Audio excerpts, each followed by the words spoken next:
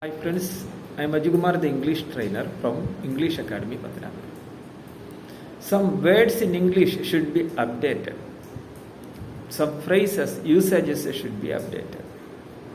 Because language is part of our culture. We change a lot, so our language should be changed. It should be changed from slang to modern language. ഒരു ഉദാഹരണം പറയാം. For instance, that means for example എന്ന് പറഞ്ഞിരിക്കുന്നത് നമ്മൾ four instance എന്ന് പറയുമ്പോൾ അത് modern language ആണ്. ലാംഗ്വേജിനകത്ത് നമ്മൾ ചേഞ്ചസ് കൊണ്ടുവരും. എക്സാമ്പിൾ പറയാം. There are many reasons to study abroad. For instance, the infrastructure is good there. For instance, the infrastructure is good there. അപ്പോൾ ഫോർ ഇൻസ്റ്റൻസ് എന്ന് പറയുമ്പോൾ ഫോർ എക്സാമ്പിൾ, അതിനകത്ത് നമ്മൾ ഒരു കാര്യം എടുത്ത് എക്സാമ്പിളായിട്ട് പറയും. For instance instead of for example. Okay.